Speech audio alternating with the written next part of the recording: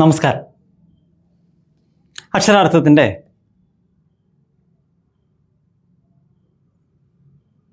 അക്ഷര പദ വിശദീകരണ പദ്ധതിയിലേക്ക് എല്ലാ മലയാള ഭാഷ, ഭാരതീയ ഭാഷാ പ്രേമികൾക്കും സ്വാഗതം. ഇവിടെ നമ്മളിന്ന് അവതരിപ്പിക്കുന്നത് ഒരുപാട് തെറ്റിദ്ധാരണകൾക്ക് വഴിവെച്ചിട്ടുള്ള ഭാരതീയ പരിശീലന പദ്ധതികൾ നഷ്ടപ്പെടുത്തപ്പെട്ടതുകൊണ്ട് മാത്രം ഭാരതീയർക്കും മലയാളികളടക്കമുള്ള ഭാരതീയർക്ക് നഷ്ടപ്പെട്ടിട്ടുള്ള അർത്ഥബോധം, ആ അർത്ഥബോധത്തിലേക്ക് പദഘടനയെ എത്തിക്കുക എന്നുള്ളതാണ് നമ്മൾ ഇതിൽ ചെയ്യുന്നത്. അക്ഷരാർത്ഥത്തിൽ നമ്മളിപ്പോൾ പറയുന്ന 3 പദങ്ങൾ ഒരു കൂട്ടമായിട്ട് നമുക്ക് അവതരിപ്പിക്കാവുന്നതാണ്. ആദ്യത്തെ പദം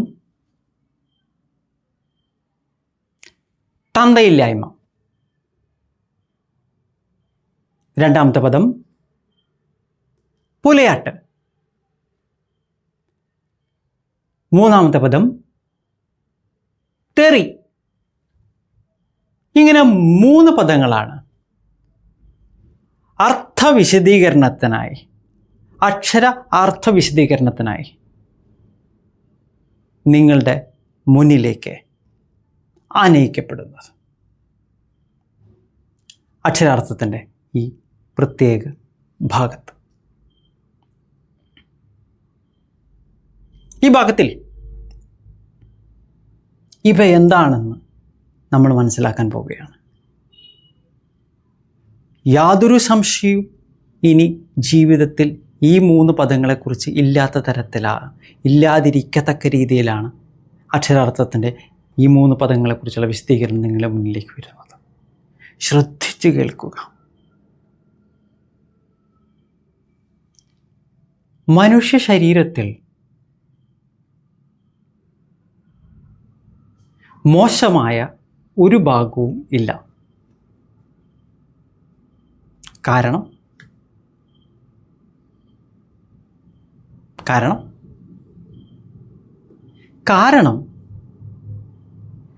ധർമ്മം ചെയ്യാതെ ഇരിക്കുമ്പോഴാണ്, അധർമ്മമാകുമ്പോഴാണ് ഒരു കാര്യം മോശമാകുന്നത്, അർത്ഥരഹിതമാകുന്നത്, അധർമ്മമാകുന്നത്, ധർമ്മമല്ലാതാകുന്നത്, തെറ്റാകുന്നത്, പാപമാകുന്നത്, അശുദ്ധിയാകുന്നത്.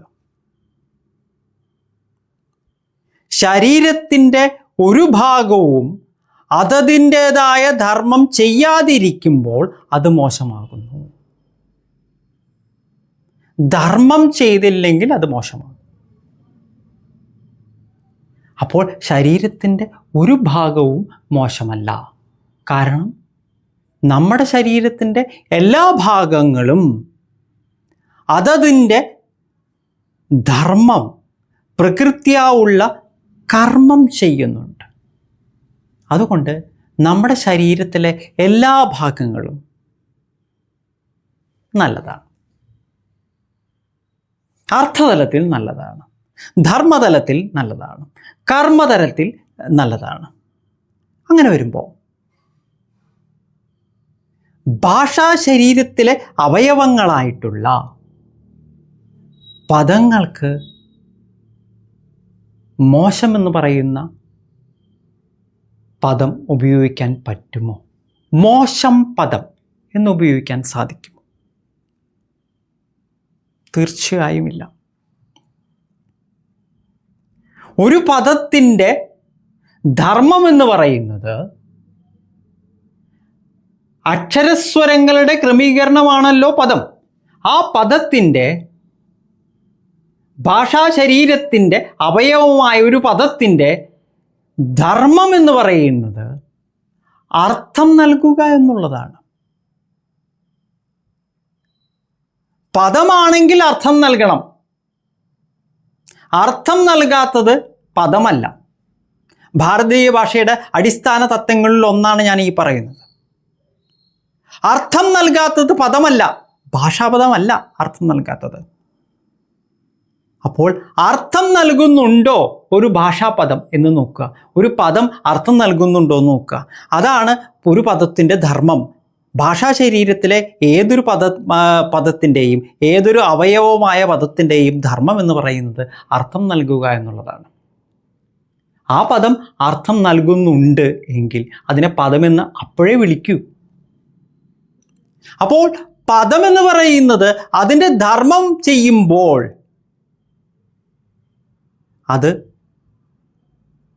കൃത്യമാണ്, അതൊരിക്കലും മോശമല്ല, അത് നല്ലത് മാത്രമാണ്. അർത്ഥതലങ്ങൾ ഒരുപാടുണ്ട്, 9 തലങ്ങളുണ്ട്. നമ്മൾ അക്ഷരാർത്ഥത്തിൽ മുമ്പ് പറഞ്ഞിട്ടുണ്ട്. അപ്പോൾ ഇതിൽ നമ്മൾ മനസ്സിലാക്കേണ്ടത് ഒരു പദവും ഭാഷാപദവും മോശമല്ല, അല്ലെങ്കിൽ എല്ലാ പദങ്ങളും നല്ലതാണ് എന്നുള്ളതാണ്. പിന്നെ എവിടെ നിന്നാണ് തന്തയില്ലായ്മ, പുലയാട്ട്, തെറി ഒക്കെ മോശമാണ് എന്ന് മലയാളികളുടെ തലയിലേക്ക് കയറ്റി വയ്ക്കപ്പെട്ടത് എന്ന് നമ്മൾ ആലോചിക്കണം. മലയാള ഭാഷയുമായി യാതൊരു ബന്ധവുമില്ലാത്ത, അക്ഷരഭാഷയായ മലയാളവുമായി യാതൊരു ബന്ധവുമില്ലാത്ത, അതിൻ്റെ അർത്ഥതലങ്ങളുമായി യാതൊരു ബന്ധവുമില്ലാത്ത,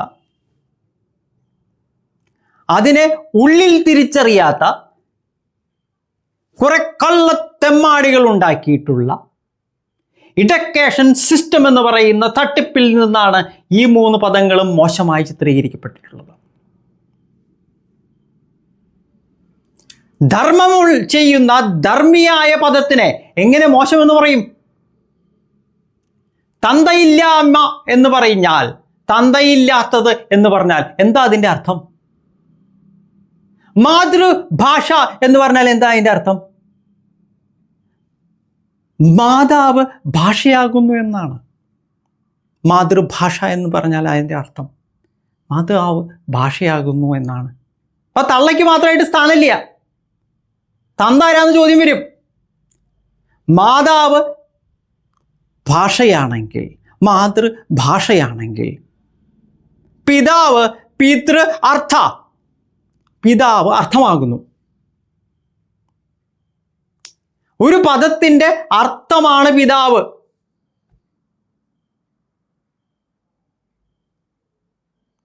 തന്തയില്ലാത്തത് എന്ന് പറഞ്ഞാൽ അതിൻ്റെ അർത്ഥം എന്താണ്? അർത്ഥമില്ലാത്തത് എന്നാണ് അർത്ഥം. അല്ലാതെ അത് പറയുന്നവന് തന്തയില്ല എന്നല്ല അതിൻ്റെ അർത്ഥം. പറയുകയല്ല, തന്തയില്ലായ്മ പുലമ്പുന്നവനെ തന്തയില്ല എന്ന് അല്ല അതിൻ്റെ അർത്ഥം.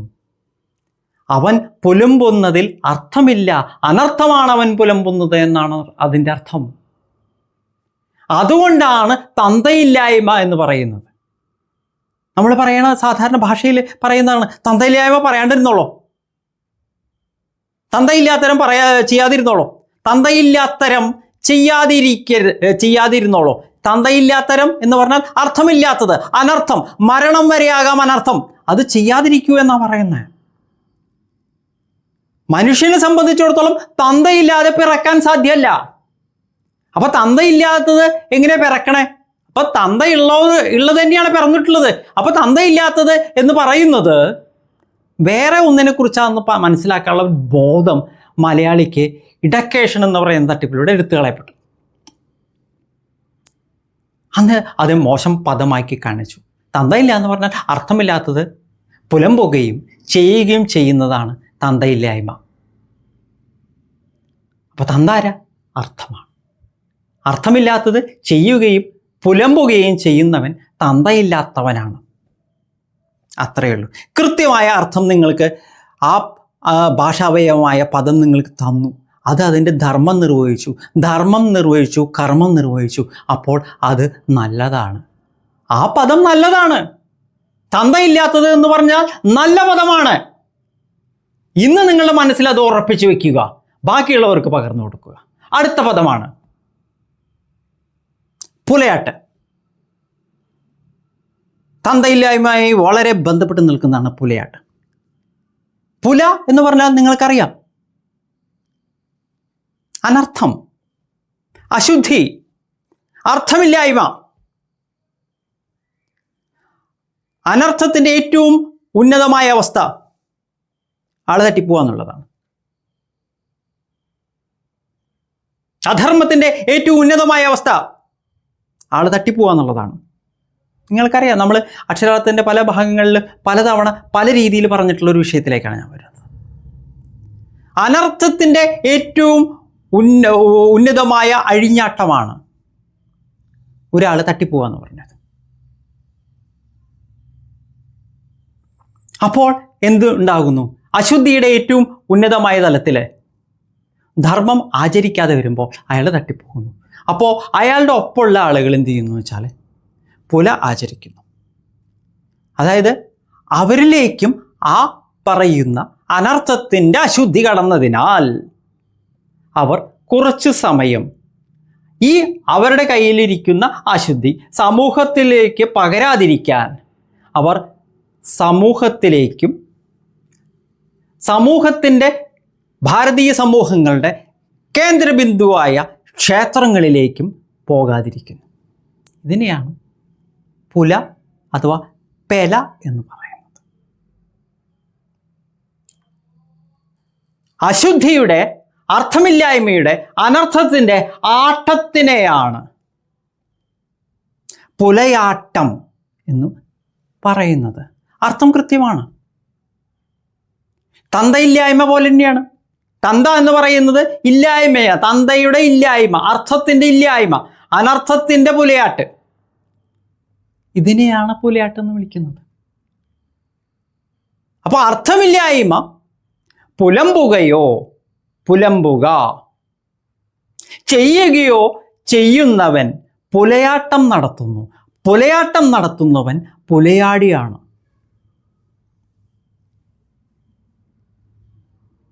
ഈ അവയവമായ പദം അർത്ഥം നൽകുന്നില്ലേ?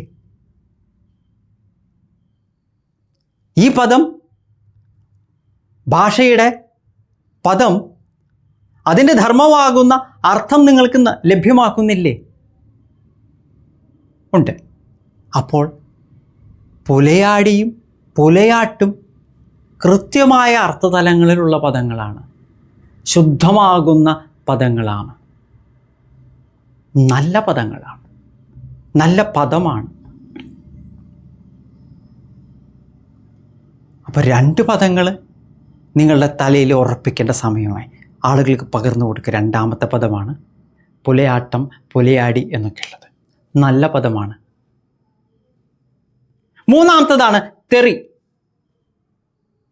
നമ്മൾ പല പ്രാവശ്യമായിട്ട് പലതരത്തിൽ ഇത് പറഞ്ഞു പോയിട്ടുണ്ട്. പക്ഷേ ഇത് മൂന്നിനെയും നമ്മൾ സമന്വയിപ്പിക്കുകയാണ് ഇപ്പോൾ ഈ ഇതിൻ്റെ അക്ഷരാർത്ഥത്തിൻ്റെ ഈ ഭാഗത്ത് നമ്മൾ ചെയ്യുന്നത്. കാരണം അത് പെട്ടെന്ന് മനസ്സിലേക്ക് ഉറച്ചു നിൽക്കാൻ നിങ്ങളെ സഹായിക്കും. തെറി എന്ന് പറഞ്ഞാൽ അത് ഭാഷയുടെ അവയവമാണ്. അതിൻ്റെ അർത്ഥം, അത് ധർമ്മമായിട്ട് അർത്ഥം നൽകൽ അത് ചെയ്യുന്നുണ്ടോ? തെറി എന്ന് പറഞ്ഞു കഴിഞ്ഞാൽ തെറിക്കുക എന്നുള്ളതിലേക്ക് അത് നയിക്കുന്നു, അർത്ഥതലത്തിലേക്ക് നയിക്കുന്നു. തെറിക്കുക. എന്താണ് തെറിക്കുന്നത്?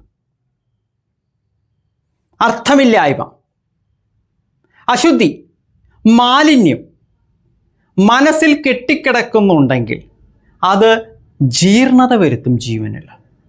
ആദ്യം മനസ്സിൽ ജീർണത വരുത്തും, പിന്നെ ശരീരത്തിൽ ജീർണത വരുത്തും. ആദ്യം മനസ്സിൽ നിന്നാണ് എല്ലാ ജീർണതകളും ഉത്പന്നമാകുന്നത്. മനസ്സിൽ അനർത്ഥം കുമിഞ്ഞുകൂടുമ്പോൾ, മാലിന്യം കുമിഞ്ഞുകൂടുമ്പോൾ അനർത്ഥത്തിൻ്റെ ഏറ്റവും ഉച്ചസ്ഥായിയായിട്ടുള്ള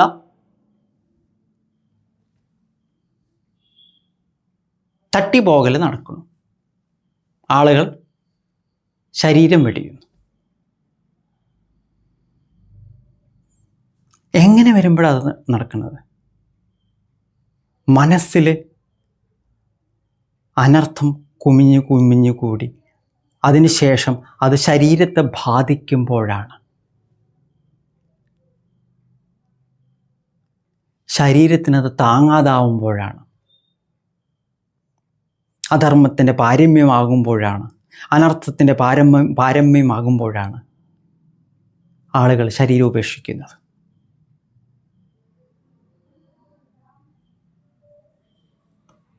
ഈ മനസ്സിൽ കെട്ടിക്കിടക്കുന്ന അധർമ്മമാകുന്ന അനർത്ഥമാകുന്ന പുലയാട്ടുകളെ, തന്തയില്ലായ്മകളെ മനസ്സിൽ നിന്ന് ശുദ്ധീകരിക്കാൻ വേണ്ടി മലയാള ഭാഷ കണ്ടെത്തിയിട്ടുള്ള അത്യപൂർവ വിദ്യയുടെ പേരാണ് തെറി. മനസ്സിലുള്ള തെമ്മാടിത്തരങ്ങളെ, അശുദ്ധിയെ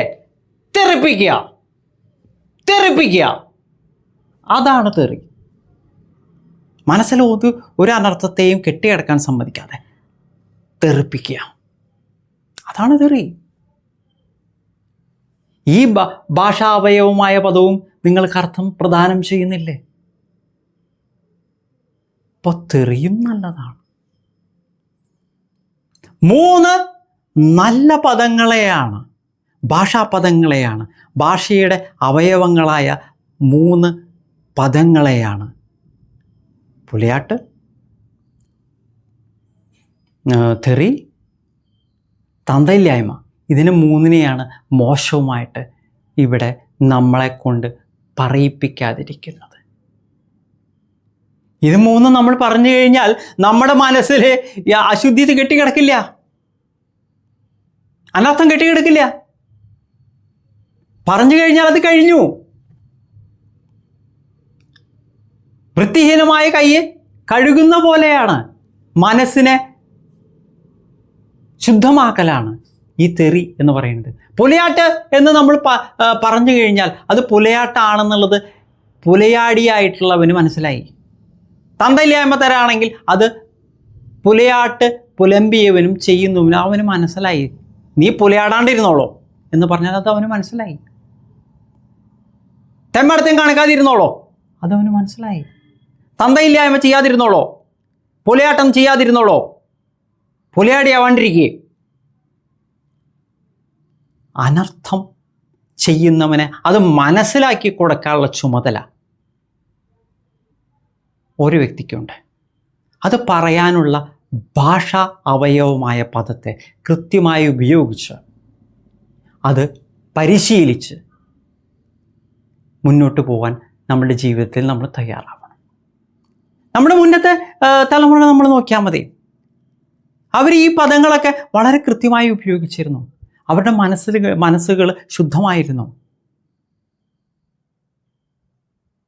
അവർക്ക് ആവശ്യമില്ലാത്ത സമ്മർദ്ദങ്ങൾ ഉണ്ടായിരുന്നില്ല. തെറി വിളിക്കേണ്ടടുത്ത് അവർ തെറി വിളിച്ചു, പുലയാട്ട എന്ന് പറയേണ്ടടുത്ത് അവർ പുലയാട്ട എന്ന് പറഞ്ഞു, തന്തയില്ലായ്മ തരാമെന്ന് പറയേണ്ടടുത്ത് അവർ തന്തയില്ലായ്മ തരാമെന്ന് പറഞ്ഞു. അവരുടെ മനസ്സ് ശാന്തമായിരുന്നു, അർത്ഥതലങ്ങളിൽ അവർ കൃത്യമായിരുന്നു. അതുകൊണ്ട് അവരെ അനർത്ഥങ്ങൾ ബാധിച്ചില്ല, സമൂഹത്തിന് അനർത്ഥങ്ങൾ ബാധിച്ചില്ല.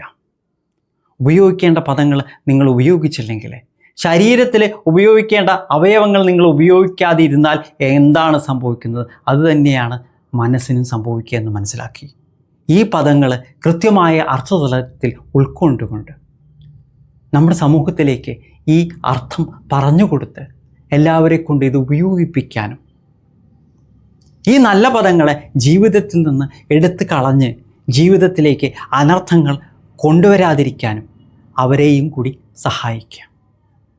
അക്ഷരാർത്ഥത്തിൻ്റെ